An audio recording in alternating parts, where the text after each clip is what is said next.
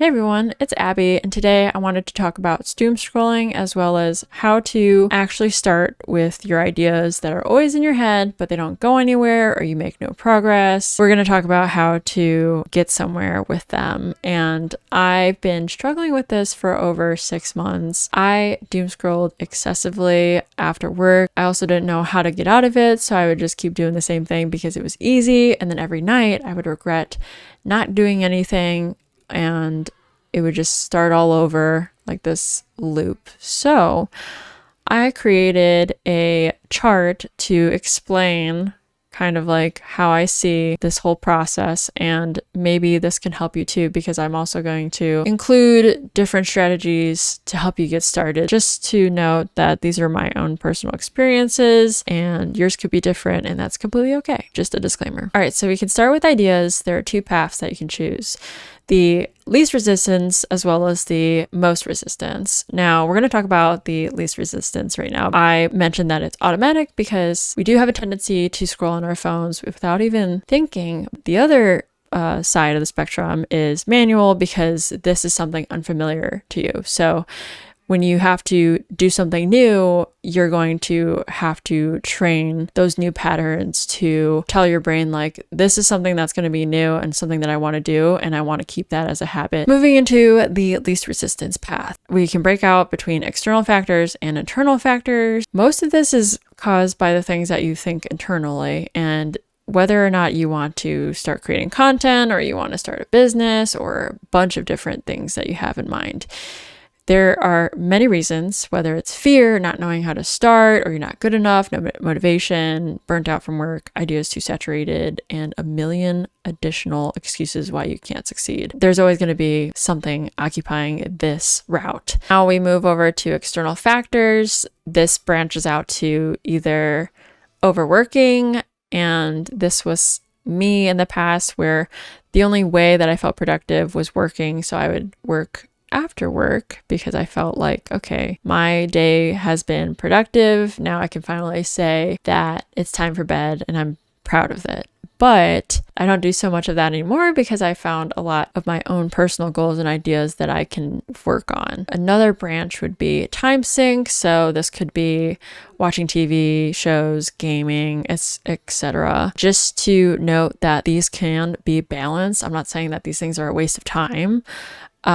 Because I still game and I still, watch TV shows here and there, but I'm not like spending my time only on these things. So it's all about balance. These lead to doom scrolling. So within doom scrolling, it's a phase or cycle in itself where you're essentially frying your brain. And this is from overconsumption as well as loss of reality. When you're constantly on your phone scrolling, it really honestly confuses your emotions and thoughts and feelings, because the fact that you can watch something in one video, something that's like depressing news, and then switch to the next one, it's like happy.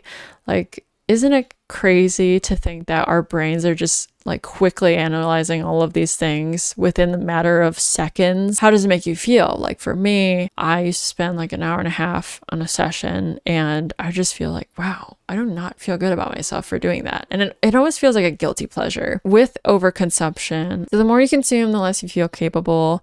And it's just, honestly, it's kind of like the more that you see, you feel that like it starts to become like a competition, and then you feel like you're not good enough, and you feel like everyone else has done it better, or they already are doing it. This leads to zero output and wanting to be productive, and you just don't know what to do about it. So then you get to a point where you want to do something about your time doom scrolling. And so this could be adding the blockers so you can't use the apps when you try to click on it, or time limits to social media, and it gives you those reminders like, hey, you spent like an hour already, dismiss or keep viewing or change the settings. And I say in-app gentle reminders because every time when it tells you, it's like, hey, you've been spending like X amount of time. And then there's a button right below it that just says change the settings. If you do have those apps that block time, or you download those apps like on your phone, that doesn't carry over to your additional devices that you have, whether it's like a laptop or a PC. In addition to the ad blockers, you can turn them off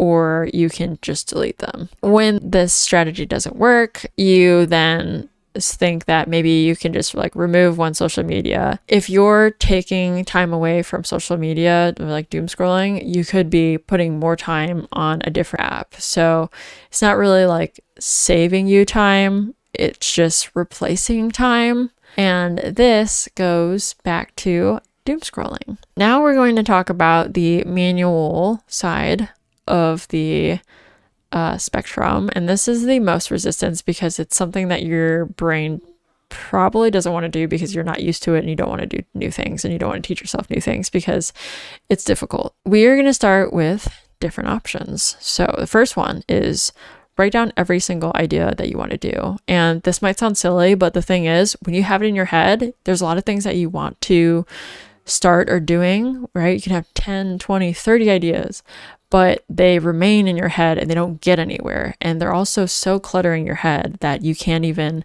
think of how can you actually pursue them. And so writing allows you to focus on the content over typing, because when I was typing these things, I felt like I was focusing on like formatting as well as like the limitations or how to make it look nice. But if you're just writing it down, you can just get out all your ideas like a mind map. The second option to do this, which does like basically the same thing, is I made a prioritization idea matrix, and this is based on points. It has a formula. I did have ChatGPT help me out with this. This allows you to rank your ideas to see which ones are most likely achievable for you. And I did this on Notion as well as the Google Sheets, so I will put those in the link down below.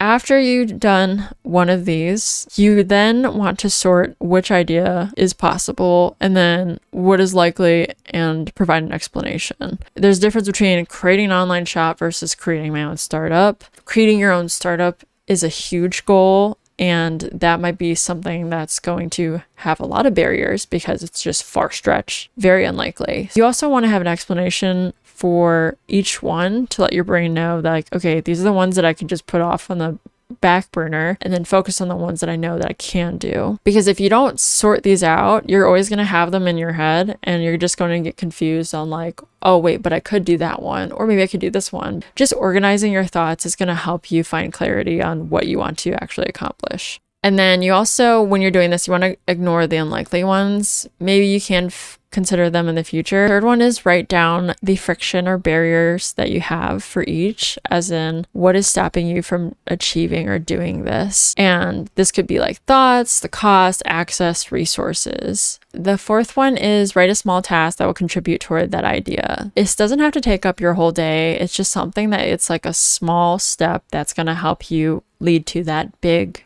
goal or idea that you have.